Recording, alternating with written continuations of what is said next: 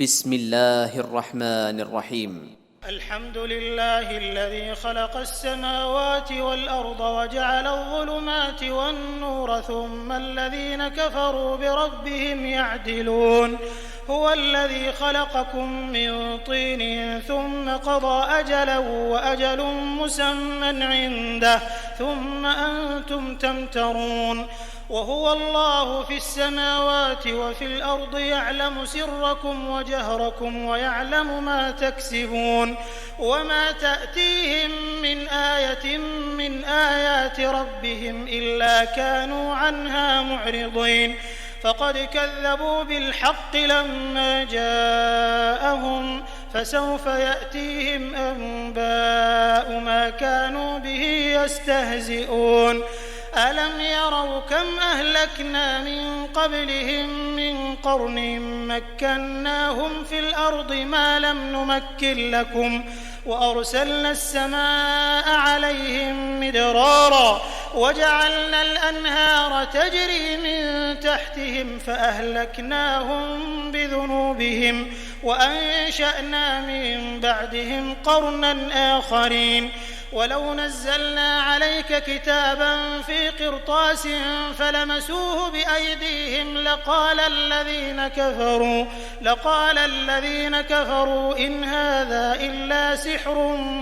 مبين. وقالوا لولا أنزل عليه ملك ولو أنزلنا ملكا لقضي الأمر ثم لا ينظرون. ولو جعلناه ملكا لجعلناه رجلا وللبسنا عليهم ما يلبسون. ولقد استهزئ برسل من قبلك فحاق بالذين سخروا منهم ما كانوا به يستهزئون. قل سيروا في الأرض ثم انظروا كيف كان عاقبة المكذبين. قل لمن ما في السماوات والأرض قل لله كتب على نفسه الرحمة ليجمعنكم إلى يوم القيامة لا ريب فيه الذين خسروا أنفسهم فهم لا يؤمنون. وله ما سكن في الليل والنهار وهو السميع العليم. قل أغير الله أتخذ وليا فاطر السماوات والأرض وهو يطعم ولا يطعم. قل إني أمرت أن أكون أول من أسلم ولا تكونن من المشركين. قل إني أخاف إن عصيت ربي عذاب يوم عظيم. من يصرف عنه يومئذ فقد رحمه وذلك الفوز المبين. وإن يمسسك الله بضر فلا كاشف له إلا هو وإن يمسسك بخير فهو على كل شيء قدير. وهو القاهر فوق عباده وهو الحكيم الخبير. قل أي شيء أكبر شهادة قل الله شهيد بيني وبينكم وأوحي إلي هذا القرآن لأنذركم به ومن بلغ أئنكم لتشهدون أن مع الله آلهة أخرى قل لا أشهد قل إنما هو إله واحد وإنني بريء مما تشركون. الذين آتيناهم الكتاب يعرفونه كما يعرفون أبناءهم الذين خسروا أنفسهم فهم لا يؤمنون. ومن أظلم ممن افترى على الله كذبا أو كذب بآياته إنه لا يفلح الظالمون.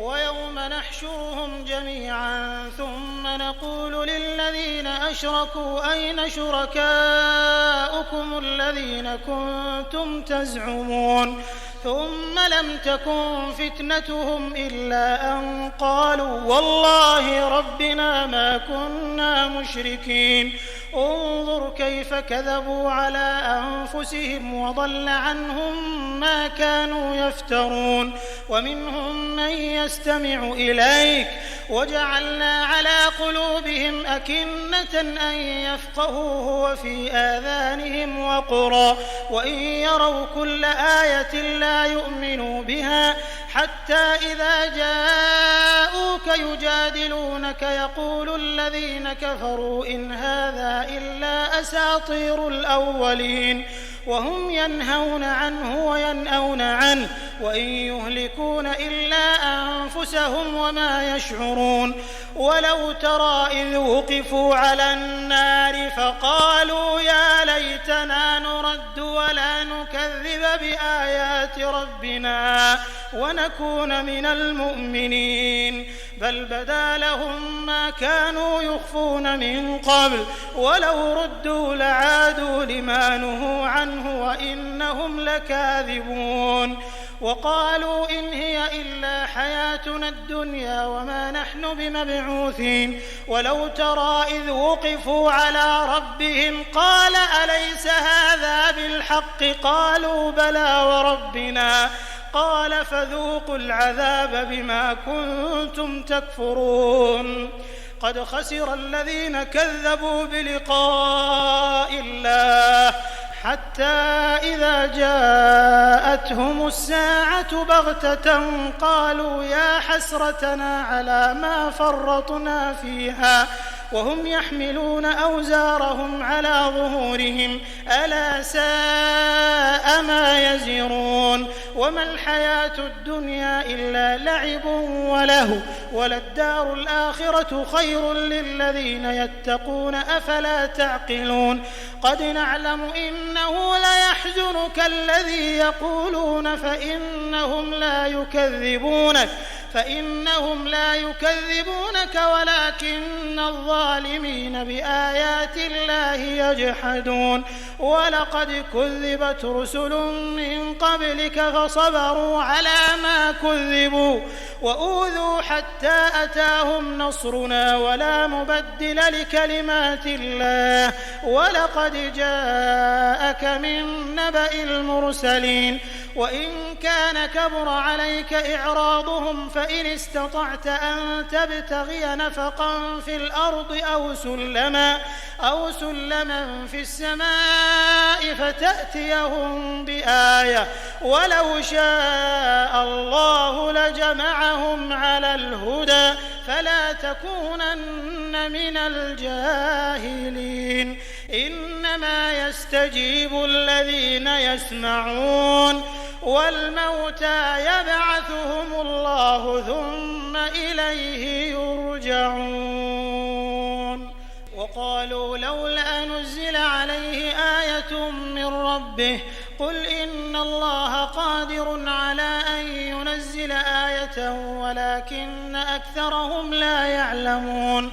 وما من دابة في الأرض ولا طائر يطير بجناحيه إلا أمثالكم ما فرطنا في الكتاب من شيء ثم إلى ربهم يحشرون والذين كذبوا بآياتنا صم وبكم في الظلمات من يشاء الله يضلله ومن يشاء يجعله على صراط مستقيم قل أرأيتكم إن أتاكم عذاب الله أو أتتكم الساعة أغير الله تدعون إن كنتم صادقين بل إياه تدعون فيكشف ما تدعون إليه إن شاء وتنسون ما تشركون ولقد أرسلنا إلى من قبلك فأخذناهم بالبأساء والضراء لعلهم يتضرعون فلولا إذ جاءهم بأسنا تضرعوا ولكن قست قلوبهم وزين لهم الشيطان ما كانوا يعملون فلما نسوا ما ذكروا به فتحنا عليهم أبواب كل شيء حتى إذا فرحوا بما أوتوا أخذناهم بغتة فإذا هم مبلسون فقطع دابر القوم الذين ظلموا والحمد لله رب العالمين. قل أرأيتم إن أخذ الله سمعكم وأبصاركم وختم على قلوبكم من إله غير الله يأتيكم به انظر كيف نصرف الآيات ثم هم يصدفون. قل أرأيتكم إن أتاكم عذاب الله بغتة أو جهرة هل يهلك إلا القوم الظالمون. وما نرسل المرسلين إلا مبشرين ومنذرين فمن آمن وأصلح فلا خوف عليهم ولا هم يحزنون. والذين كذبوا بآياتنا يمسهم العذاب بما كانوا يفسقون. قل لا أقول لكم عندي خزائن الله ولا أعلم الغيب ولا أقول لكم إني ملك إن أتبع إلا ما يوحى إلي. قل هل يستوي الأعمى والبصير أفلا تتفكرون. وأنذر به الذين يخافون أن يحشروا إلى ربهم ليس لهم من دونه ولي ولا شفيع لعلهم يتقون. ولا تطرد الذين يدعون ربهم بالغداة والعشي يريدون وجهه ما عليك من حسابهم من شيء وما من حسابك عليهم من شيء فتطردهم فتكون من الظالمين. وكذلك فتنا بعضهم ببعض ليقولوا أهؤلاء من الله عليهم من بيننا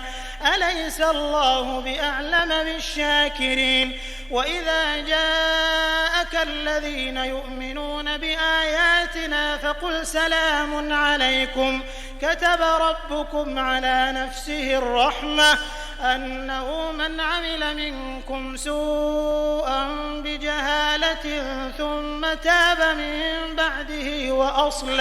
وأصلح فأنه غفور رحيم. وكذلك نفصل الآيات ولتستبين سبيل المجرمين. قل إني نهيت أن أعبد الذين تدعون من دون الله قل لا أتبع أهواءكم قد ضللت إذا وما أنا من المهتدين. قل إني على بينة من ربي وكذبتم به ما عندي ما تستعجلون به إن الحكم إلا لله يقص الحق وهو خير الفاصلين. قل لو أن عندي ما تستعجلون به لقضي الأمر بيني وبينكم والله أعلم بالظالمين. وعنده مفاتح الغيب لا يعلمها إلا هو ويعلم ما في البر والبحر وما تسقط من ورقة إلا يعلمها ولا حبة في ظلمات الأرض ولا رطب ولا يابس إلا في كتاب مبين. وهو الذي يتوفاكم بالليل ويعلم ما جرحتم بالنهار ثم يبعثكم فيه ليقضى أجل مسمى ثم إليه مرجعكم ثم ينبئكم بما كنتم تعملون. وهو القاهر فوق عباده ويرسل عليكم حفظة حتى إذا جاء أحدكم الموت توفته رسلنا وهم لا يفرطون ثم ردوا إلى الله مولاهم الحق ألا له الحكم وهو أسرع الحاسبين. قل من ينجيكم من ظلمات البر والبحر تدعونه تضرعا وخفية لئن أنجانا من هذه لنكونن من الشاكرين. قل الله ينجيكم منها ومن كل كرب ثم أنتم تشركون قل هو القادر على أن يبعث عليكم عذابا من فوقكم أو من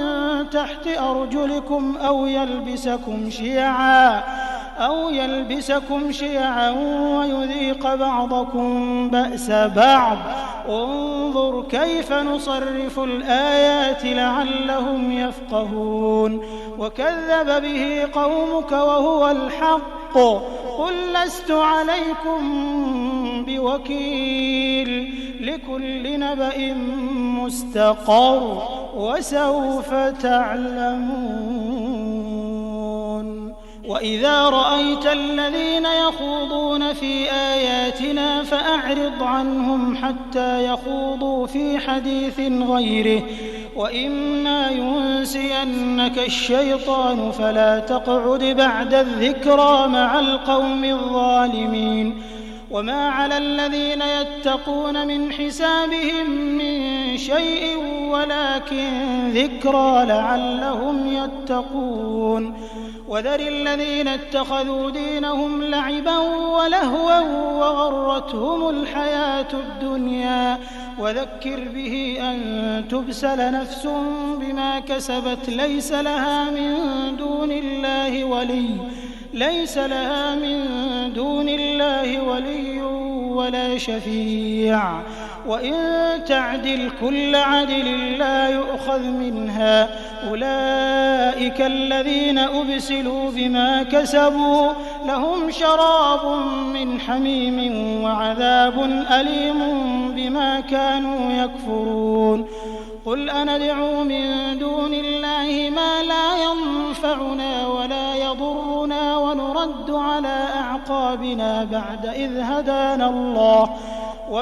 على أعقابنا بعد إذ هدانا الله كالذي استهوته الشياطين في الأرض حيران له أصحاب يدعونه إلى الهدى ائتنا قل إن هدى الله هو الهدى وأمرنا لنسلم لرب العالمين وأن أقيموا الصلاة واتقوه وهو الذي إليه تحشرون وهو الذي خلق السماوات والأرض بالحق ويوم يقول كن فيكون قوله الحق وله الملك يوم ينفخ في الصور عالم الغيب والشهادة وهو الحكيم الخبير وإذ قال إبراهيم لأبيه آزر أتتخذ أصناما آلهة إني أراك وقومك في ضلال مبين وكذلك نري إبراهيم ملكوت السماوات والأرض وليكون من الموقنين فلما جن عليه الليل رأى كوكبا قال هذا ربي فلما أفل قال لا أحب الآفلين فلما رأى القمر بازغا قال هذا ربي فلما أفل قال لئن لم يهدني ربي لأكونن من القوم الضالين فلما رأى الشمس بازغة قال هذا ربي هذا أكبر فلما أفلت قال يا قوم إني بريء مما تشركون إني وجهت وجهي للذي فطر السماوات والأرض حنيفا وما أنا من المشركين وحاجه قومه قال أتحاجوني في الله وقد هدان ولا أخاف ما تشركون به إلا أن يشاء ربي شيئا وسع ربي كل شيء علما أفلا تتذكرون وكيف أخاف ما أشركتم ولا تخافون أنكم أشركتم بالله ما لم ينزل به عليكم سلطانا فأي الفريقين أحق بالأمن إن كنتم تعلمون الذين آمنوا ولم يلبسوا إيمانهم بظلم أولئك لهم الأمن وهم مهتدون وتلك حجتنا آتيناها إبراهيم على قومه نرفع درجات من نشاء إن ربك حكيم عليم ووهبنا له إسحاق ويعقوب كلا هدينا ونوحا هدينا من قبل ومن ذريته داود وسليمان وأيوب ويوسف وموسى وهارون وكذلك نجزي المحسنين وزكريا ويحيى وعيسى وإلياس كل من الصالحين وإسماعيل واليسع ويونس ولوطا وكلا فضلنا على العالمين ومن آبائهم وذرياتهم وإخوانهم واجتبيناهم وهديناهم إلى صراط مستقيم ذلك هدى الله يهدي به من يشاء من عباده ولو أشركوا لحبط عنهم ما كانوا يعملون أولئك الذين آتيناهم الكتاب والحكم والنبوة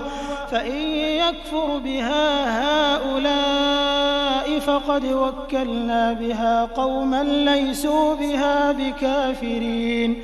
أولئك الذين هدى الله فبهداه مقتده قل لا أسألكم عليه أجرا إن هو إلا ذكرى للعالمين وما قدروا الله حق قدره إذ قالوا ما أنزل الله على بشر من شيء قل من أنزل الكتاب الذي جاء به موسى نورا وهدى للناس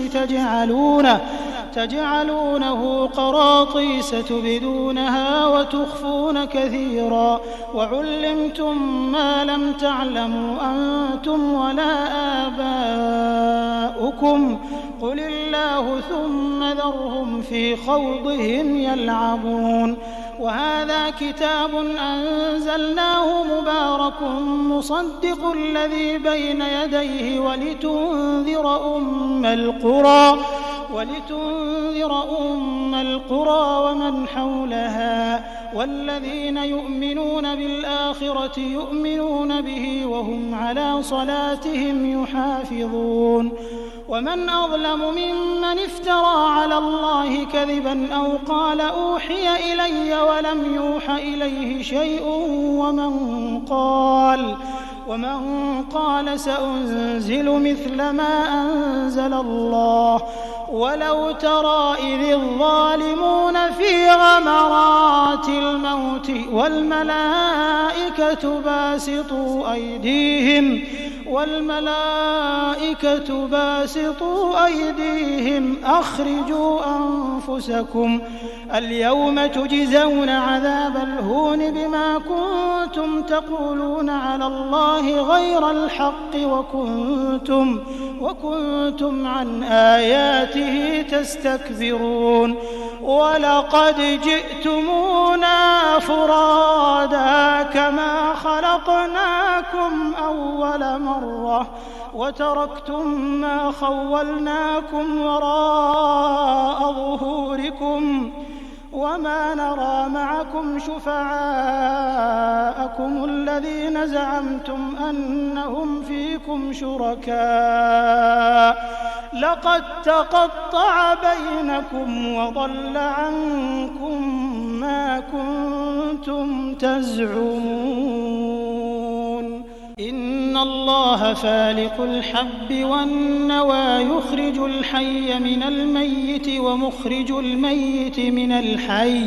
ذلكم الله فأنى تؤفكون فالق الإصباح وجعل الليل سكنا والشمس والقمر حسبانا ذلك تقدير العزيز العليم وهو الذي جعل لكم النجوم لتهتدوا بها في ظلمات البر والبحر قد فصلنا الآيات لقوم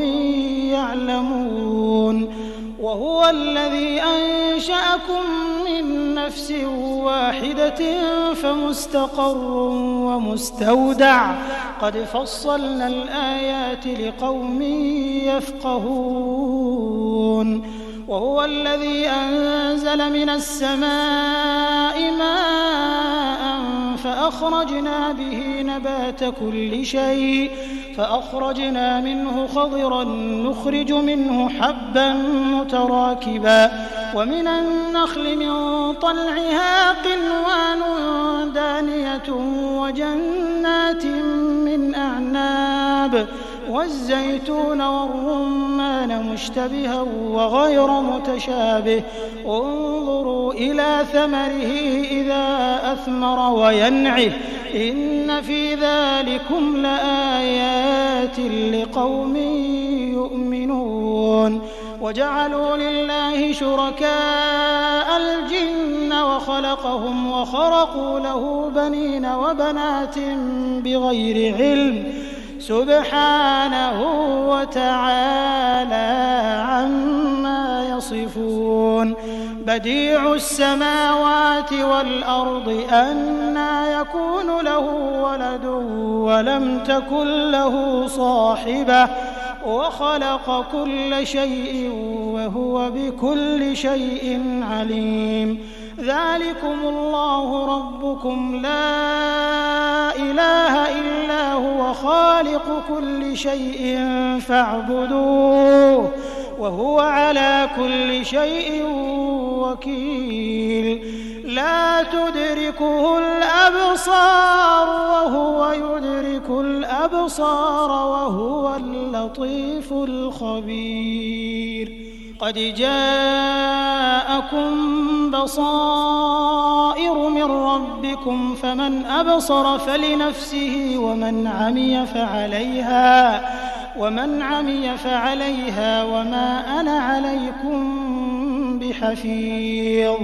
وكذلك نصرف الآيات وليقولوا درست ولنبينه لقوم يعلمون اتبع ما أوحي إليك من ربك لا إله إلا هو وأعرض عن المشركين ولو شاء الله ما أشركوا وما جعلناك عليهم حفيظا وما أنت عليهم بوكيل ولا تسبوا الذين يدعون من دون الله فيسبوا الله عدوا بغير علم كذلك زينا لكل أمة عملهم ثم إلى ربهم مرجعهم فينبئهم بما كانوا يعملون وأقسموا بالله جهد أيمانهم لئن جاءتهم آية ليؤمنن بها قل إنما الآيات عند الله وما يشعركم أنها إذا جاءت لا يؤمنون ونقلب أفئدتهم وأبصارهم كما لم يؤمنوا به أول مرة ونذرهم في طغيانهم يعمهون ولو أننا نزلنا إليهم الملائكة وكلمهم الموتى وحشرنا عليهم كل شيء قبلا ما كانوا ليؤمنوا إلا أن يشاء الله ولكن أكثرهم يجهلون وكذلك جعلنا لكل نبي عدوا شياطين الإنس والجن يوحي بعضهم إلى بعض زخرف القول غرورا ولو شاء ربك ما فعلوه فذرهم وما يفترون ولتصغى إليه أفئدة الذين لا يؤمنون بالآخرة وليرضوه وليقترفوا ما هم مقترفون أفغير الله أبتغي حكما وهو الذي أنزل إليكم الكتاب مفصلا والذين آتيناهم الكتاب يعلمون أنه منزل من ربك بالحق فلا تكونن من الممترين وتمت كلمة ربك صدقا وعدلا لا مبدل لكلماته وهو السميع العليم وإن تطع أكثر من في الأرض يضلوك عن سبيل الله إن يتبعون إلا الظن وإن هم إلا يخرصون إن ربك هو أعلم من يضل عن سبيله وهو أعلم بالمهتدين فكلوا مما ذكر اسم الله عليه إن كنتم بآياته مؤمنين وما لكم ألا تأكلوا مما ذكر اسم الله عليه وقد فصل لكم ما حرم عليكم إلا ما اضطررتم إليه وإن كثيرا ليضلون بأهوائهم بغير علم إن ربك هو أعلم بالمعتدين وذروا ظاهر الإثم وباطنه إن الذين يكسبون الإثم سيجزون بما كانوا يقترفون ولا تأكلوا مما لم يذكر اسم الله عليه وإنه لفسق وإن الشياطين ليوحون إلى أوليائهم ليجادلوكم وإن أطعتموهم إنكم لمشركون أومن كان ميتا فأحييناه وجعلنا له نورا يمشي به في الناس كمن مثله في الظلمات ليس بخارج منها كذلك زين للكافرين ما كانوا يعملون وكذلك جعلنا في كل قرية أكابر مجرميها ليمكروا فيها وما يمكرون إلا بأنفسهم وما يشعرون وإذا جاءتهم آية قالوا لن نؤمن حتى نؤتى مثل ما أوتي رسل الله الله أعلم حيث يجعل رسالته سيصيب الذين أجرموا صغار عند الله وعذاب شديد بما كانوا يمكرون فمن يرد الله أن يهديه يشرح صدره للإسلام ومن يرد أن يضله يجعل صدره ضيقا حرجا كأنما يصعد في السماء كذلك يجعل الله الرجس على الذين لا يؤمنون وهذا صراط ربك مستقيما قد فصلنا الآيات لقوم يذكرون لهم دار السلام عند ربهم وهو وليهم بما كانوا يعملون ويوم يحشرهم جميعا يا معشر الجن قد استكثرتم من الإنس وقال أولياؤهم من الإنس ربنا استمتع بعضنا ببعض وبلغنا أجلنا الذي أجلت لنا قال النار مثواكم خالدين فيها إلا ما شاء الله إن ربك حكيم عليم. وكذلك نولي بعض الظالمين بعضا بما كانوا يكسبون. يا معشر الجن والإنس ألم يأتكم رسل منكم يقصون عليكم آياتي وينذرونكم لقاء يومكم هذا؟ قالوا شهدنا على أنفسنا وغرتهم الحياة الدنيا وشهدوا على أنفسهم أنهم كانوا كافرين. ذلك أن لم يكن ربك مهلك القرى بظلم وأهلها غافلون. ولكل درجات مما عملوا وما ربك بغافل عما يعملون. وربك الغني ذو الرحمة إن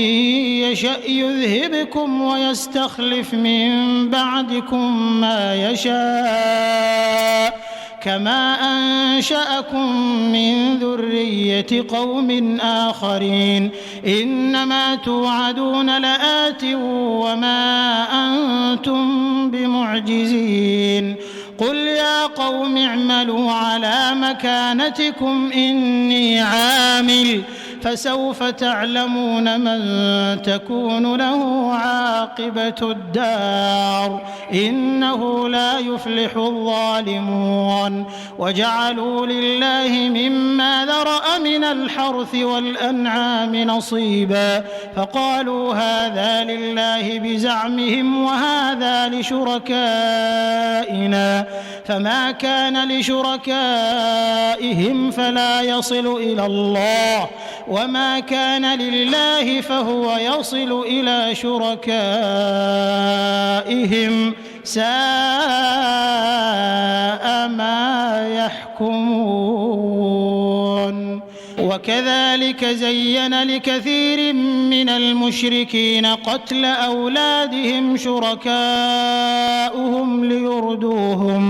ليردوهم وليلبسوا عليهم دينهم ولو شاء الله ما فعلوه فذرهم وما يفترون. وقالوا هذه أنعام وحرث حجر لا يطعمها إلا من نشاء بزعمهم وأنعام حرمت ظهورها وأنعام لا يذكرون اسم الله عليها افتراء عليه سيجزيهم بما كانوا يفترون. وقالوا ما في بطون هذه الأنعام خالصة لذكورنا ومحرم على أزواجنا وإن يكن ميتة فهم فيه شركاء سيجزيهم وصفهم إنه حكيم عليم. قد خسر الذين قتلوا أولادهم سفها بغير علم وحرموا ما رزقهم الله افتراء على الله قد ضلوا وما كانوا مهتدين. وهو الذي أنشأ جنات معروشات وغير معروشات والنخل والزرع مختلفا أكله والزيتون والرمان متشابها وغير متشابه كلوا من ثمره إذا أثمر وآتوا حقه يوم حصاده ولا تسرفوا إنه لا يحب المسرفين. ومن الأنعام حمولة وفرشا كلوا مما رزقكم الله ولا تتبعوا خطوات الشيطان إنه لكم عدو مبين. 8 أزواج من الضأن 2 ومن المعز 2 قل الذكرين حرم أم الأنثيين أما اشتملت عليه أرحام الأنثيين نبئوني بعلم إن كنتم صادقين ومن الإبل 2 ومن البقر 2 قل أذكرين حرم أم الأنثيين أما اشتملت عليه أرحام الأنثيين أم كنتم شهداء إذ وصاكم الله بهذا فمن أظلم ممن افترى على الله كذبا ليضل الناس بغير علم إن الله لا يهدي القوم الظالمين قل لا أجد فيما أوحي إلي محرما على طاعم يطعمه إلا أن يكون ميتة أو دما مسفوحا أو لحم خنزير فإنه رجس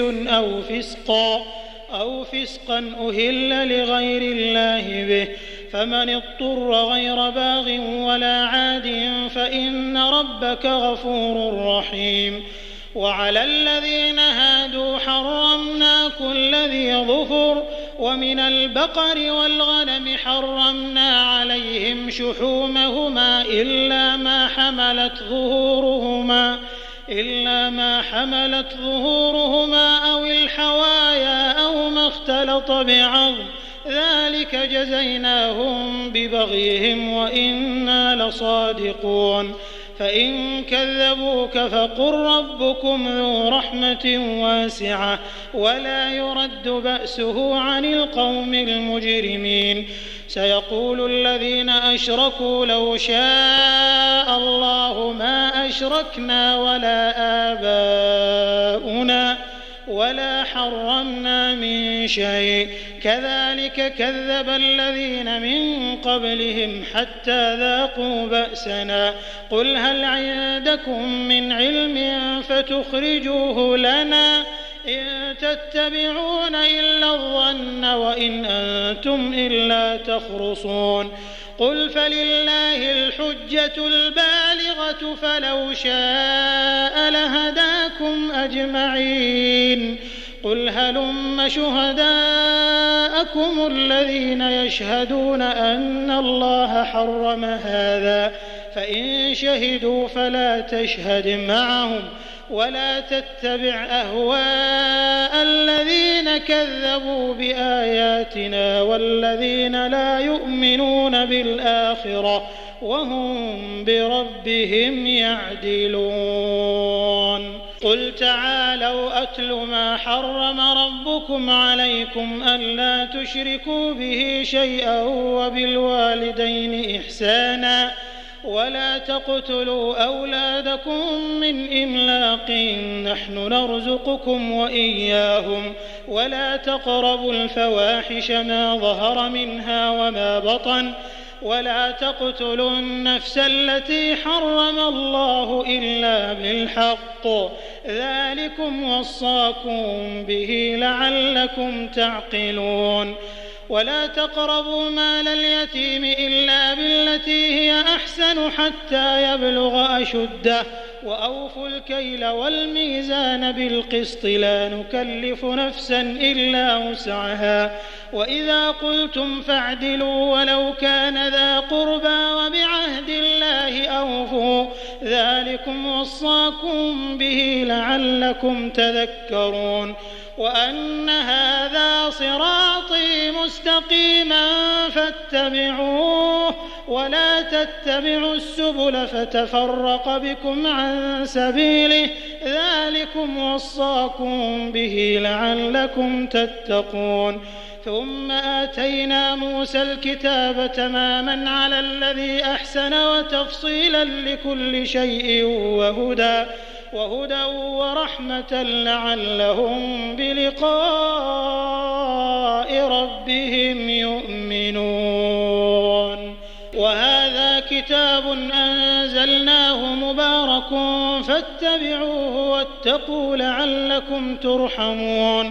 أن تقولوا إنما أنزل الكتاب على طائفتين من قبلنا وإن كنا عن دراستهم لغافلين أو تقولوا لو أنا أنزل علينا الكتاب لكنا أهدى منهم فقد جاءكم بينة من ربكم وهدى ورحمة فمن أظلم ممن كذب بآيات الله وصدف عنها سنجزي الذين يصدفون عن آياتنا سوء العذاب بما كانوا يصدفون هل ينظرون إلا أن تأتيهم الملائكة أو يأتي ربك أو يأتي بعض آيات ربك يوم يأتي بعض آيات ربك لا ينفع نفسا إيمانها لم تكن آمنت من قبل أو كسبت في إيمانها خيرا قل انتظروا إنا منتظرون إن الذين فرقوا دينهم وكانوا شيعا لست منهم في شيء إنما أمرهم إلى الله ثم ينبئهم بما كانوا يفعلون من جاء بالحسنة فله 10 أمثالها ومن جاء بالسيئة فلا يجزى إلا مثلها وهم لا يظلمون قل إنني هداني ربي إلى صراط مستقيم دينا قيما ملة إبراهيم حنيفا وما كان من المشركين قل إن صلاتي ونسكي ومحياي ومماتي لله رب العالمين لا شريك له وبذلك أمرت وأنا أول المسلمين قل أغير الله أبغي ربا وهو رب كل شيء ولا تكسب كل نفس إلا عليها ولا تزر وازرة وزر أخرى ثم إلى ربكم مرجعكم فينبئكم بما كنتم فيه تختلفون وهو الذي جعلكم خلائف الأرض ورفع بعضكم فوق بعض درجات ليبلوكم فيما آتاكم إن ربك سريع العقاب وإنه لغفور رحيم